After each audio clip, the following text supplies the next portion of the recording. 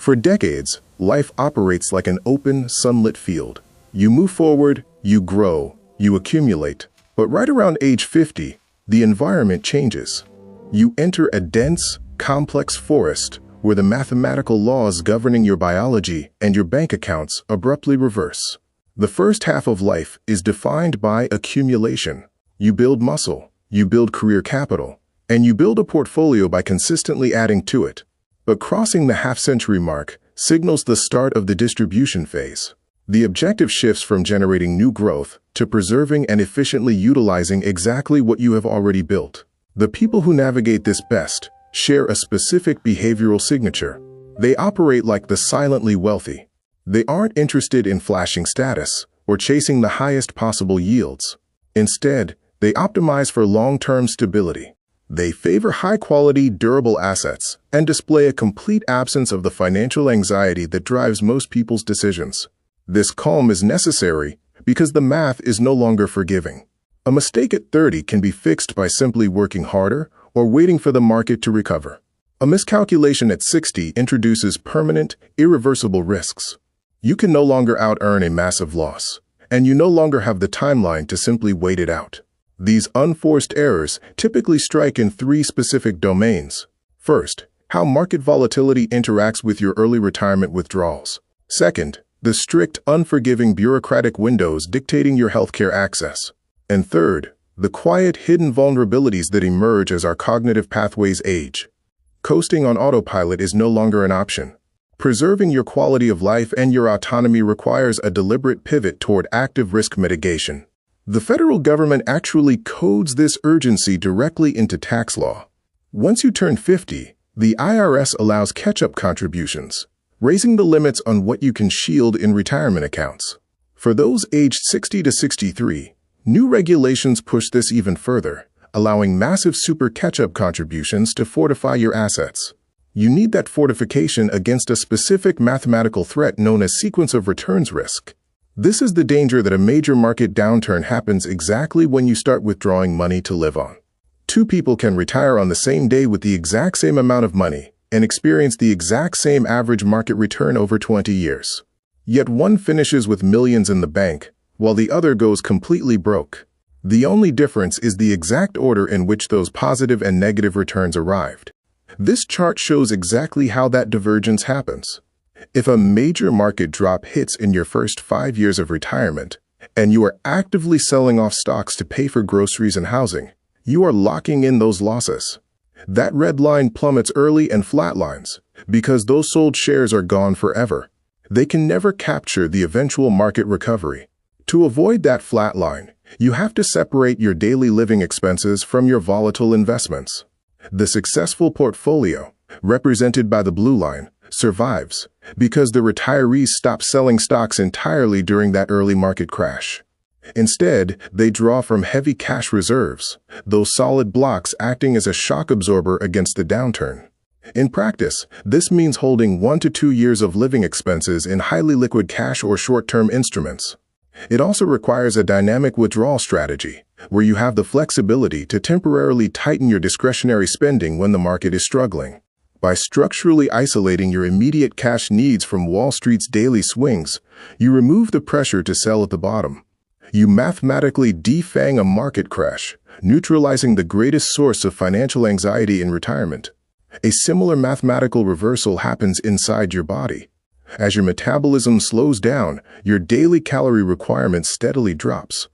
But at the exact same time, your body's demand for specific structural nutrients sharply increases. Every bite has to do more work. This diagram illustrates the shifting biological balance.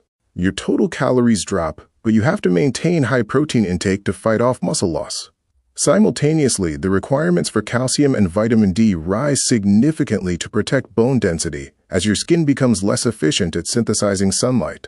Maintenance also becomes highly targeted. Preventative medicine maps strictly to age-related risk curves.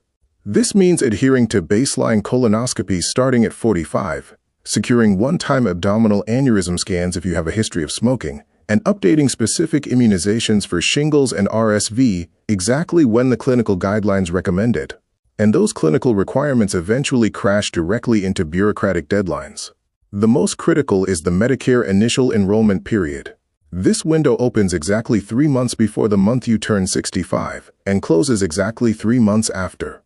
Missing this 7-month window triggers a compounding, percentage-based penalty that the government attaches directly to your monthly healthcare premiums. It serves as a heavy financial anchor that remains permanently fixed to your coverage for the rest of your life. Treating your daily protein intake and your government enrollment deadlines with the same strict mathematical discipline is how you prevent catastrophic, unrecoverable costs from draining your wealth and your physical health. There is a third layer of risk where biology and finance intersect, and it is almost entirely invisible from the outside. The natural aging process of the brain introduces a deeply specific structural vulnerability. Long before memory loss becomes obvious to friends and family, mild cognitive decline routinely attacks executive function. The very first symptom is often a sudden, quiet degradation in a person's financial capacity, their ability to process complex monetary decisions. The behavioral red flags are highly specific. An individual who managed the family portfolio for decades might suddenly struggle to balance a simple checkbook. They might express confusion over routine utility bills or abruptly assign all transactional duties to a single, newly arrived caregiver. This specific loss of capacity, combined with the social isolation that often accompanies aging, creates the perfect environment for elder financial abuse.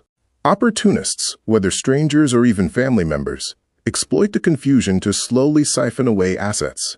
To protect against this, you have to look at the defensive structures built by the silently wealthy. They do not leave their later life finances to chance. They establish deep, institutional relationships with fiduciaries, professionals legally obligated to act in their best interest, alongside elder law attorneys and accountants, decades in advance. By proactively outsourcing oversight to a trusted professional network early on, you create a massive, highly effective firebreak. It is the only guaranteed mechanism to ensure that your wealth is protected and your financial intentions survive intact long past your cognitive peak. Navigating life past 50 cannot be done piecemeal. It requires stepping back from isolated financial tactics and executing a coordinated, three-pronged strategy that aggressively protects your wealth, your physical health, and your cognitive assets simultaneously. Actively neutralizing the risks of market timing, healthcare gaps, and financial exploitation removes the structural causes of the chronic, low-level anxiety that plagues most aging adults. This engineered calm is the true hallmark of the silently wealthy. They don't obsess over money because they have reduced it to its proper role, a highly useful renewable tool deployed for one singular purpose: protecting their time, which is strictly non-renewable. Aging introduces predictable threats, but those threats carry no power once they are mathematically accounted for. By anticipating the shift and structurally neutralizing the risks, you transform the vulnerabilities of later life into a permanent state of quiet, unshakable independence. Aging past 50 isn't about avoiding risk. It's about naming it, all three kinds, and building a structure that neutralizes it before it becomes a crisis. That's what separates people who coast into their 60s, calm, from people who scramble. If this helped you think differently about the years ahead, stick around. BeLife 365 break down exactly this kind of thinking. Subscribe for more and comment, what's your biggest takeaway?